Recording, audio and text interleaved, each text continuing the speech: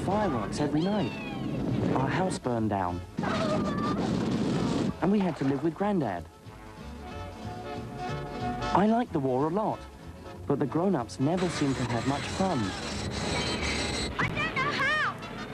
I can't!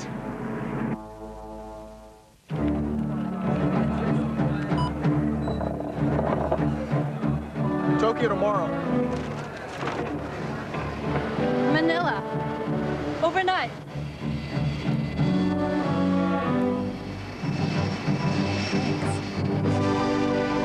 Hey, Singapore, tomorrow. With 150 flights every week, FedEx Asia One guarantees on-time deliveries overnight. Over Asia. FedEx Asia One.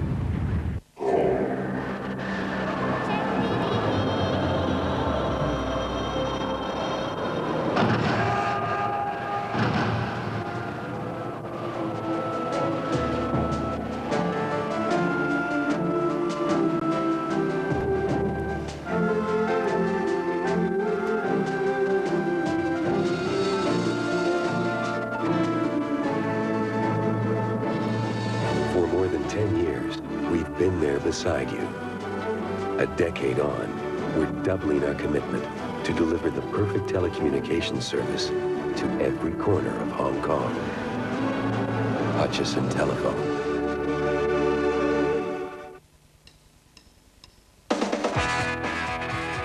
I have a dream, and in that dream I see a world that is ready to rock and roll. Rock Dream, Tuesday and Friday at 8:30, only on ATV World. Rock Dreams is sponsored by Rock Records.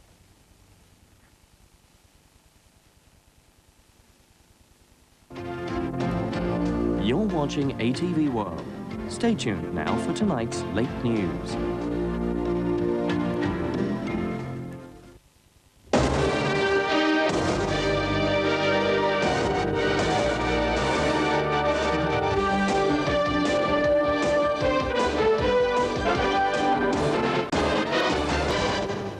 Good evening. An elderly man squatting in a Mongkok building earmarked for redevelopment has been shot dead in a scuffle with police. Ray Rudowski reports.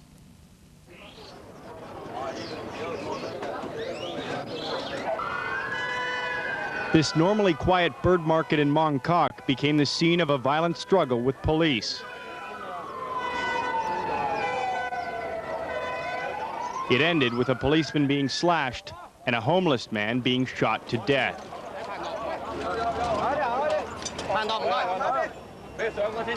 Early this afternoon, two investigators with the Land Development Branch entered an apartment looking for squatters.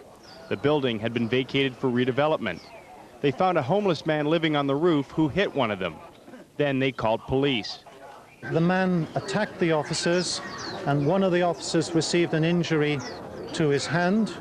Another officer warned the man to desist, and when he did not, he fired one shot. After a further warning, since he was still attacking them, a second shot was fired. Police insist that there are no guidelines in situations like this to shoot to injure. The idea, they say, is to stop the attacker. The police procedure will come under scrutiny during an upcoming inquiry into this matter. We're at an early stage. I can see no reason for any concern at this point, but in every case of shooting, we thoroughly investigate. The homeless man died on the way to hospital. A 2-year-old boy has died after being run over by a school bus in Sheung-wan earlier tonight. The boy was with his mother, who was waiting for the bus to drop off her 16-year-old daughter when the accident happened. He was rushed to the Queen Mary Hospital with severe head injuries and was pronounced dead on arrival. Police are still investigating the incident. And police are looking for the driver of a van who disappeared with almost $9 million in betting money. The van was found abandoned in Taikoo Shing this afternoon. Its doors were locked and the engine was still running, but the driver and $8 million were gone. Police say the van was driven away from a Royal Hong Kong Jockey Club betting centre in nearby North Point 40 minutes earlier. 2 security guards had stepped out of the van to enter the centre. When they returned, the van was gone. There's been a slight drop in the inflation rate, according to government figures released today. Economists attribute the drop in part to slower increases in the prices of clothes and fresh fruit. Despite warnings of an economic slowdown, Hong Kong's inflation rate is showing an encouraging downturn.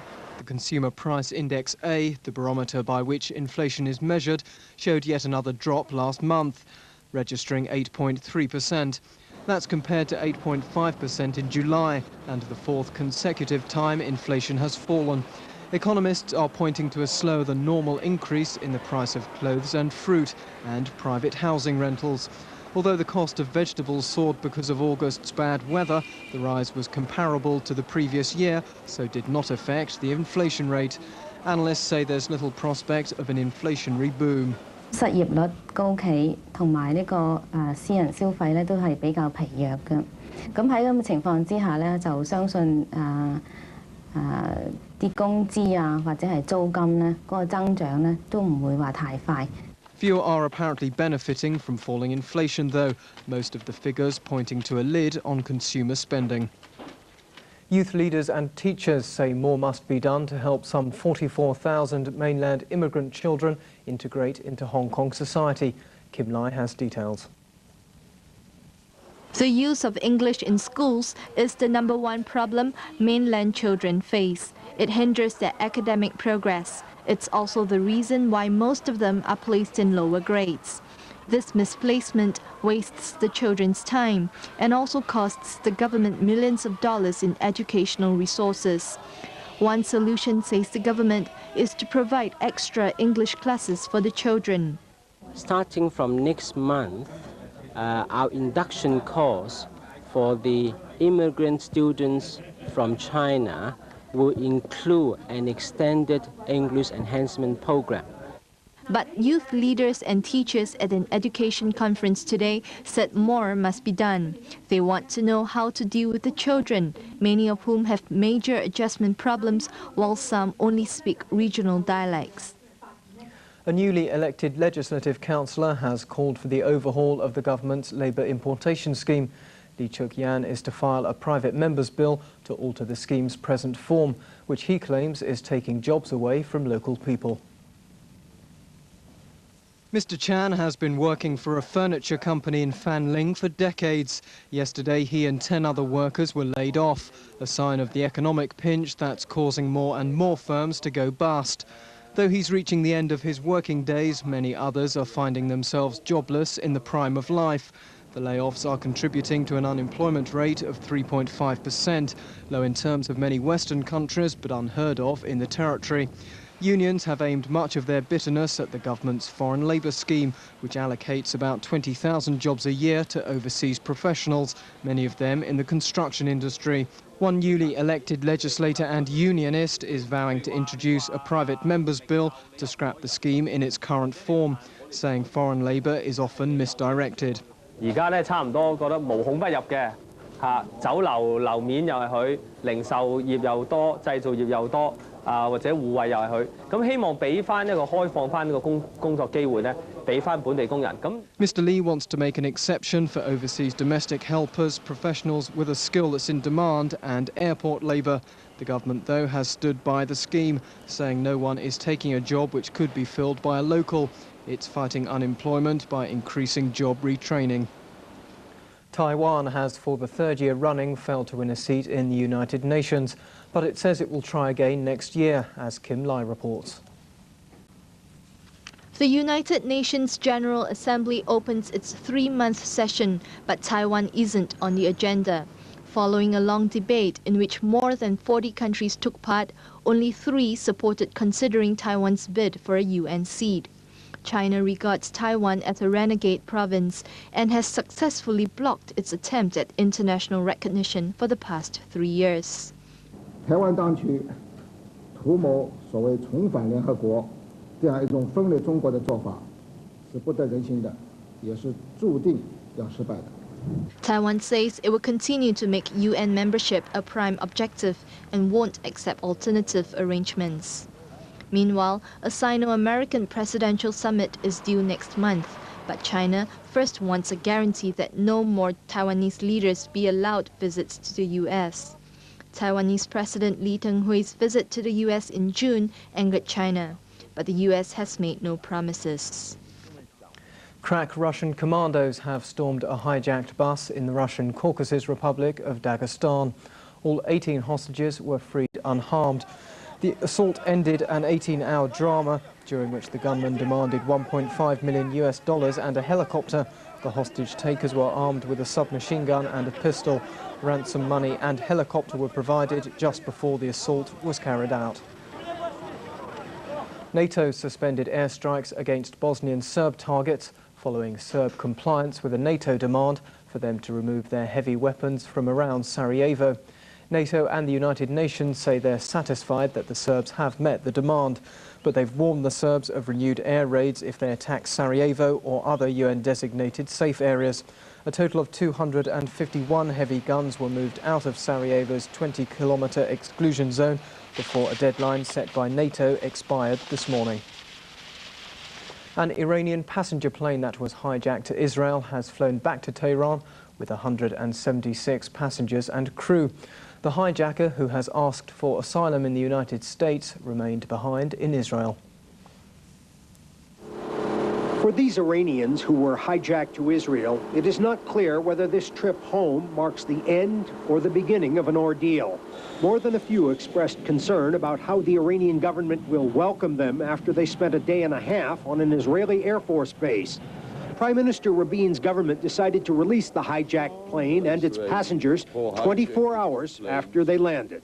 I believe that we made the right decision not to support any piracy in the air, any hijacking, and even if it is by a plane and people of an hostile country to Israel. The Iranians also demanded the release of the hijacker, but Israel refused. Iran accused Israel of conspiring with the Iranian hijacker, and there have been angry demands from Tehran for the return of everyone aboard the plane. But Israel's prime minister scoffed at the idea he's in any way bowing to Iranian pressure. How can they put pressure on us? There was, however, an attempt by some Israelis to link the release of the plane to demands Iran disclose the whereabouts of Ron Arad, an Israeli airman missing in action over Lebanon for 9 years. Israel believes Iran or its proxy armies in Lebanon are holding Arad, something Iran has denied. The United States and Japan are to review an agreement covering the deployment of American troops in Japan. This follows an alleged rape of a 12-year-old girl by 3 American Marines on the Japanese island of Okinawa. The 3 American servicemen remain in U.S. military custody tonight in the stockade of this Marine base. There have been only brief glimpses of them as they are transported daily to a Japanese police station for questioning in a crime that has shocked this nation. It was on an evening 2 weeks ago that the 3 allegedly grabbed a 12-year-old Japanese schoolgirl off the street, bound her with masking tape, and raped her on a nearby beach. And though the men have not yet been formally charged, U.S. officials here have already issued strongly worded apologies. Under a U.S.-Japan military agreement, American troops remain under U.S. jurisdiction unless indicted by a Japanese court. Now, Okinawa's governor wants that rule changed. The publishing group Penguin has launched a special edition series of books to mark its 60th anniversary. At about $7 each, the books have proved popular with readers. To mark its 60th anniversary, the British publishers Penguin put out 60 short titles for 60 pence each. Surprise, the mini books are a huge hit, virtually jumping off the shelves. Beyond our expectations. Spectacular, I don't think would be too strong a word to use. It's been amazing. We must have sold here at Charing Cross Road about 30,000 since the promotion began, which was something that I think took us all completely by surprise. The books turned out to be perfect for subway riders and other readers in a big hurry. So nice for the tube. They're very quick reads on the tube, and that's about it. That's all I've got time for. In fact, the sometimes heavyweight reading material drawn from Penguin's back catalog, such as philosophical musings by a 2nd century Roman emperor, muscled traditional blockbuster authors off the bestseller lists. They completely dominated the list for several weeks. All 10 top 10 places were Penguin 60s. Altogether, about 6 million mini books have sold in Britain this summer. Sports news: and European soccer chiefs have vowed to fight any attempt to outlaw their player transfer system. The system has been declared illegal by an advisor to the European Court of Justice. We are right and he is wrong. He has an opinion, but it's not court decision. We have to work on it even in the future. I mean, this is just an opinion declared by a lawyer. That may well be, and Johansson insists they'll keep on fighting to ensure football has its own rules. But undoubtedly, the football authorities have to take this ruling seriously and react sensibly. I think it's an opinion which signals the need for sensible talk, sensible compromise between UEFA on the one hand, the European Commission on the other, and the international representatives of players' unions, professional footballers' associations across Europe. And I think that if changes can be made to the transfer and compensation system, they will be in the benefit of for the benefit of the game. I would not want to see the end of the transfer system overnight, and that's obvious. The end of the line for the transfer system could have catastrophic effects for smaller clubs who rely heavily on revenue from the sale of players, and indeed for top clubs whose star players are as much their assets as any stadium or training facility. Dutch striker Dennis Bergkamp signed for Arsenal for £7.5 million. Under a new system, at the end of his 4-year contract, he'd be free to leave, and Arsenal wouldn't get any compensation. Finally, the weather. It'll be fine with a maximum temperature of 27 degrees. And that's all the news we have this evening. Good night.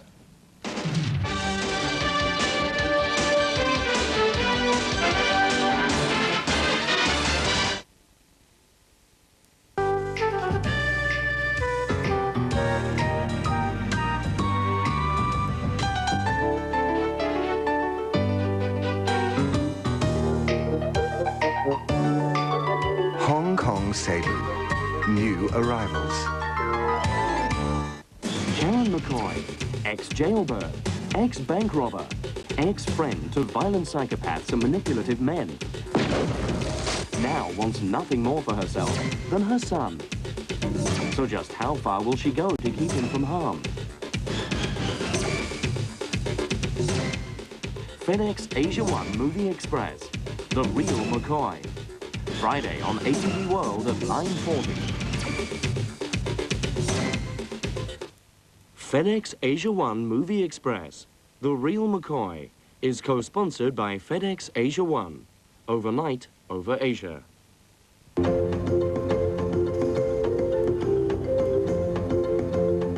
This is ATV World.